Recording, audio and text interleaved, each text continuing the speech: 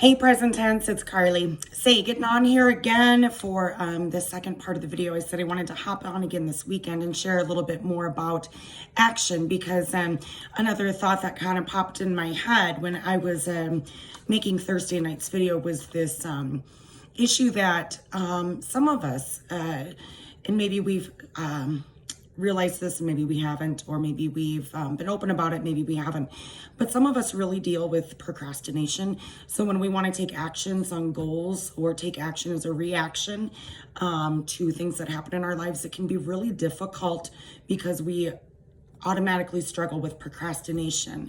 And usually I'm talking about not just your usual procrastination. I don't feel like getting out of bed. I don't feel like going to the gym. You know, this is stuff that we all deal with daily. I think as humans, as people, we deal with this. But there's a level of procrastination that's really different and much more life altering.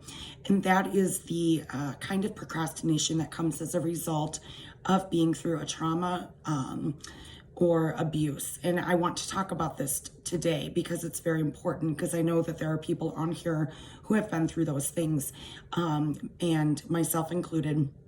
And for us, taking action can be, it's in a whole different ballpark. We have a completely different struggle from the usual procrastination that people, you know, most people face in their day-to-day life. So I know that I mentioned one of the actions that we can take when we take action is to break the action down into smaller, measurable goals. And a lot of the times the advice is to do the easier things first, right? For me, I always liked doing the harder thing first. But you know, regardless, it is always good to break things down into daily deliberate actions, right? But for people who have been through trauma and abuse, and I'm talking about childhood trauma or abuse at any age, it is very hard to do this. Usually, even if we pair these actions with rewards, which is a really motivating way to get results, we will still struggle with this. And there is a reason for that. And that reason is our belief system is working against us, okay? So the system has literally been compromised, okay? It affects our subconscious mind, because when we are taking action, our subconscious mind plays a really big role in the type of action that we're going to be taking and even being able to take action at all. So, Our subconscious mind is very much affected by our belief system, and it is run by our belief system, okay? So when that belief system has been compromised due to trauma or the results of abuse, that makes it extra challenging to be able to take any kind of action. So one of the things that I learned in my life through therapy, and which I've been EMDRing, is my subconscious mind had a belief of I'm not worthy. Okay. And for people who have been through things that I've been through, that is actually usually the belief deep at the core that we discover. The other belief that accompanies it, or that can be really one that is pretty common, is I don't deserve it. Okay. So you might consciously know that these things aren't true, but your subconscious has been beaten down, and you've been exposed by maybe a toxic person daily that made you feel that you weren't worthy, that your subconscious actually believes that and works against you, okay?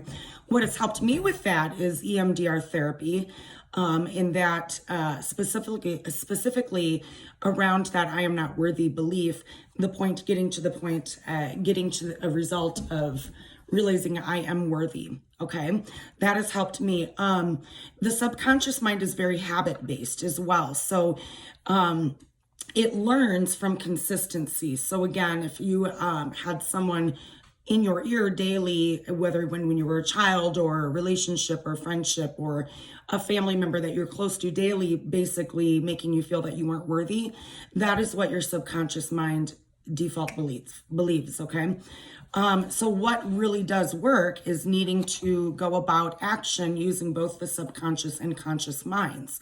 So one of the things that you can think about and ask yourself, and journaling works really well for this, because oftentimes if we write things down, it makes it a lot easier and a lot more real, and we're more able to work through it and kind of get to the bottom of this. So one of the things you can do that's helped me is think about, what belief is it that is keeping me in procrastination, and what is keeping me from overcoming it? Okay, so that's kind of two questions, really. And like I said, I did discover that my belief was that I'm not worthy. Very, very common belief if you've been through abuse. So what actions can I take or not take daily that keep that belief alive? All right, because the whole point is we want that belief we want to instill a new belief, right? So what kind of actions, what belief do I need to have in order to heal from procrastination? Okay. So I need to get to a point, which I've done, from working on over time, the I'm not worthy belief to the I am worthy belief. So there are things that I can do daily to strengthen this I am worthy belief. And we need to ask ourselves what we can do daily what we can do differently to prove this belief to be the new reality. Okay. For me, some things that I know I need to do daily just to change the action can be as small as smiling and being friendly to other people, which thankfully comes naturally to me. But there are times I actually will make myself smile because it automatically makes me feel better. And that is what I want to do more natural. I want to do this more often naturally. Other things that work for me are taking care of my vessel, taking care of my body, eating well, working out, doing yoga, taking care of my mind, writing, doing meditation, drinking enough water, getting enough sleep. The goal for us is to do these actions, these good things for ourselves daily, and to start small, do the easy ones first, and add more in as we go. Because it's when we do the easier ones first, that just sets us off on this trajectory of being able to add the harder ones later.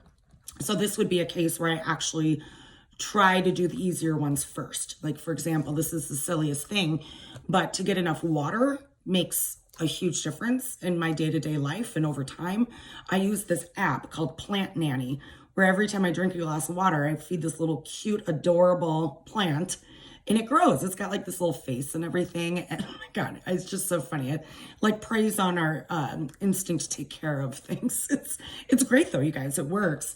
And this reminds me, I have the timer set up to remind me every 2 hours, hey, you haven't been drinking enough water, your plant's gonna die.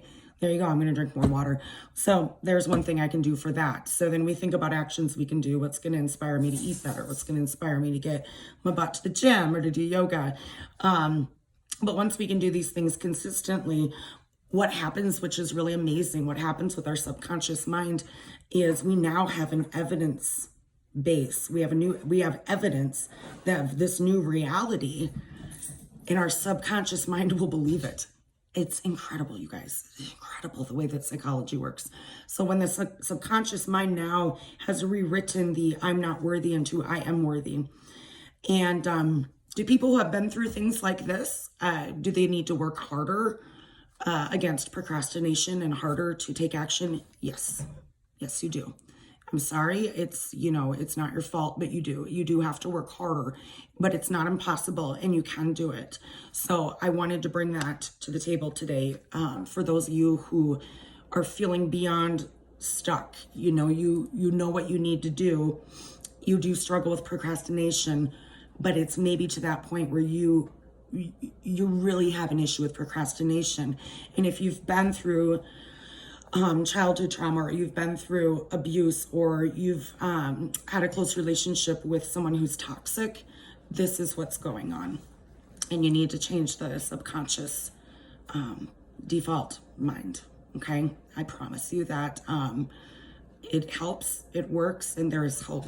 So I hope that that serves any of you today that have gone through that, because I am with you and I understand. And please reach out if ever you want to talk about it. All right. Have a great rest of your Saturday, guys. Take care. Bye.